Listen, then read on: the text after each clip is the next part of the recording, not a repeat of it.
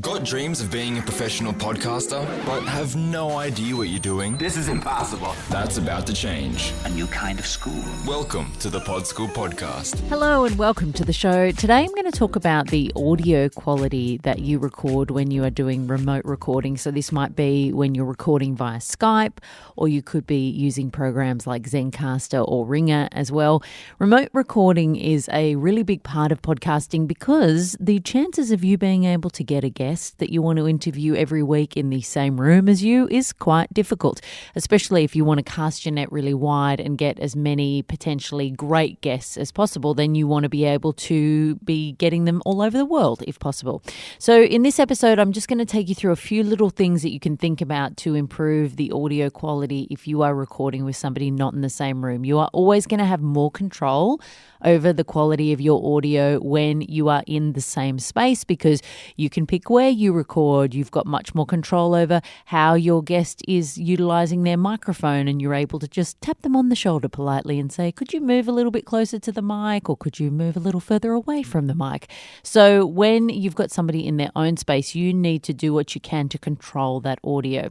The very first thing you need to do is make sure that they've got a decent microphone. Now, they might have one of their own, but chances are they probably won't, because especially if you're recording on a program like Skype, the audio quality is already lower than it would be if you were recording them in the same space as you. So you want to have a decent microphone to try and lift that audio quality as much as you can.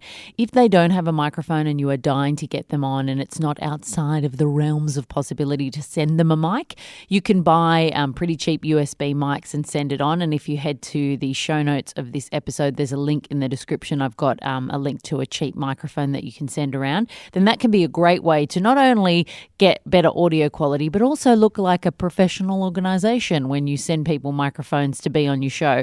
Of course, if you're doing international guests, that might not be logistically possible. And if you have somebody who doesn't have a microphone, you can't send them a microphone. If you are in an absolute bind, you can use earbuds, Apple earbuds. I have done some recording of guests on those. They are not a perfect solution. By no means am I suggesting that you should use them as an option to record your podcast, because there's a million reasons why the quality of that audio that comes out of those guys is really not great. They can brush on people's clothes. You don't have the control over the microphone because you're not as close up to the mic. The mic just isn't as good quality. But if you have got a guest that you are dying to get on, you cannot reschedule, there's no way you can get them again, then you can actually use those as an option to get you out of a pickle. The most important thing, if you are going to use a microphone that is that poor quality, is that you test the audio first. In fact, you should do this no matter what microphone your guest is using.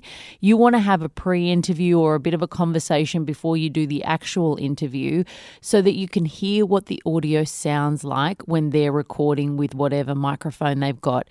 Ultimately, you just want it to be decent enough that it's not distracting. If you can't get a great microphone, these things happen, but you want to make sure that the audio isn't so bad that as a listener, I'll be distracted by it. If that is the case and they're a spectacular guest and you are like, I cannot not run this, I have to use this audio, then I would just put a disclaimer at the beginning of it and say the audio quality of this interview is really bad, explain why and why you decided to run it, just so you can set the expectation up with the audience so they know what's coming.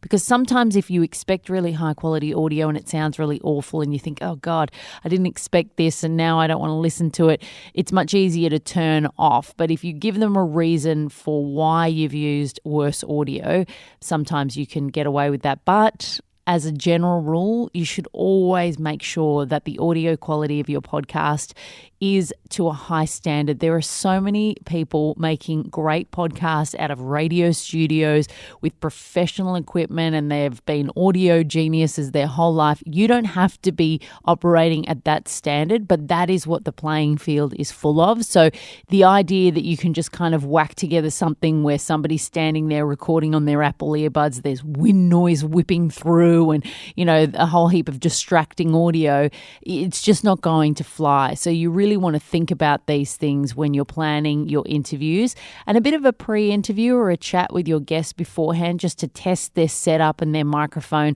to see is not an unreasonable request. And if they get a sense that you really care about the audio of your show, then they understand that you are interested in making a high quality product. So that's really important. The recording location of your guest is something you really need to think about as well.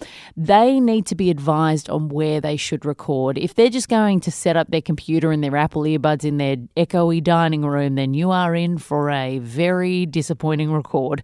You want to make sure that they're in a room where there are soft furnishings, not tiles and hard surfaces, because echo is really not a great friend of audio and it doesn't record well, and it's also a punish to edit because you've got this sort of tail of audio that bounces around the room that means that you can't really get a clean cut. So you want to make sure that they're in a space that sounds really good. That also means that sometimes you need to be in a space where their air conditioner is turned off, and if it's in the depths of summer but the air conditioning is just noisy and distracting, then maybe they're just going to have to suck it up and deal with it. The other thing could be that there's wind noise, or those kind of things can really affect a recording. So you need to make sure that your guest is in a space that is really conducive to good quality audio. When you're recording on Skype, because the audio quality is a little less, it can sometimes cover up some sins that don't get covered up if you're using a program like Zencastr or Ringr, because that actually records the audio of your guest locally where they are. So if that's something that you're using, the quality of their microphone and the quality of their space is even more important to think about, because you're basically going to have a better recording of worse audio, which isn't great. So those kind of things are important to think about when you're using those programs that record audio locally as well, because they will record things at a better quality there. One of the other things to think about is overtalk. This is just a bit of a wanky way of saying that everybody's talking at once, and of course it's not great to listen to because you can't hear a damn thing anybody's saying. So one of the difficult things of not being in a room with somebody is that you can't have those visual cues when you see, oh, somebody's leaning in. I know they're going to say something, so I won't talk over the top of them. And it's hard to get that conversational rhythm going. If you're using a program like Zencastr, you won't have a video option with that, so it's important to run Skype at the same time so that you can always see your guest or your co-host. And of course, if you're running Skype, you'll have the video there. But you should make the most of visual cues. So use hand signals if you're working with your co-host and you're on Skype. Make sure that they know, I've got something that I want to say coming up, so I'm going to shut my mouth until you're done, and then I'll jump in and say it. If you are interviewing someone, it's a bit easier to get the rhythm right because of the formulaic nature of interviewing. It's generally, I say something, then you say something, then I say something, then you say something. But one of the traps that people can get into is that they want to over-validate all the time. So they're like, yes, okay, yep. But that's great to give your guest encouragement, but really you need to get good at the silent nod where you're just nodding at them encouragingly but not saying anything, because you don't want to be talking right over the top of what they're saying. Even if you feel like you're cheerleading your guest by saying, when you listen back, it is damn annoying. So you just need to be silent and nod and let them know that you're listening and that you're taking it all in, and then talk when they are finished. The other reason you want to do this if you're recording on Skype is that if you talk over the top of somebody, it will cut out their audio, so your audience won't actually hear them. Then you end up getting into this awkward spiral where you're sort of like, oh, sorry, I just spoke over the top of you, and then they don't know what bit you need to re-record, and then they're not sure how to pick it up, and then you lose that conversational rhythm. So that can be difficult as well. And when you're co-hosting, I think being in the same room as your co-host, unless you know them well and you've got that rhythm sorted out, it's always the best option to be in the same space. So I would say as a last resort, you should be recording remotely with your co-host. Of course, if your co-host lives on the other side of the world and you've got great chemistry and you want to do your show, it's not impossible to do that.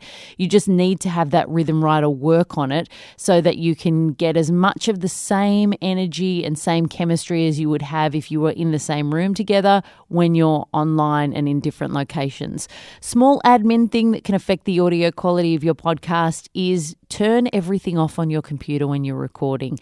The last thing you need is for your emails to be pinging in the middle of somebody's conversation. So that's just a bit of housekeeping, but I've heard some notifications go off in podcasts that I've listened to and thought, really? I think you should probably silence those.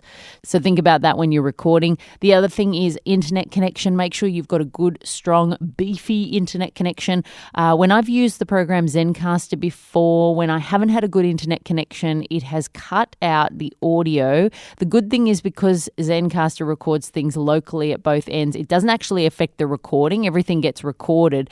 But when you're having a conversation with someone, it totally changes the dynamic of that because you miss bits of conversation and you can't get the rhythm right. So make sure you've got a really strong internet connection if you are going to be recording this way so you don't have any of those hiccups. And finally, just make the most of your headphones. Of course, you need to wear headphones if you're going to hear your guest, if you're remote recording them, but use those as a tool. Use them to listen to the audio like you are a listener. You want to make sure, is there anything in the background that's a bit distracting? Is the air conditioner too loud? Do they have a dog lying under the desk panting so it sounds like somebody's making sweet love under them?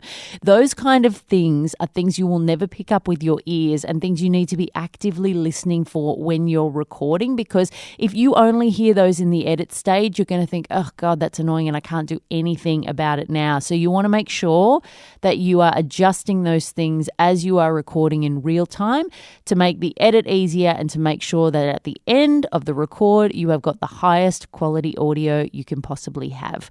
That's it for today's show. I hope that's been helpful. You can just follow the link to the show notes in the description of this episode if you want to get a link to my podcasting guide that takes you through some options for a bunch of microphones for different budgets. You can also find details of my online podcasting course at podschool.com.au. I'll see you next week, and until then, happy podcasting. That's all for today.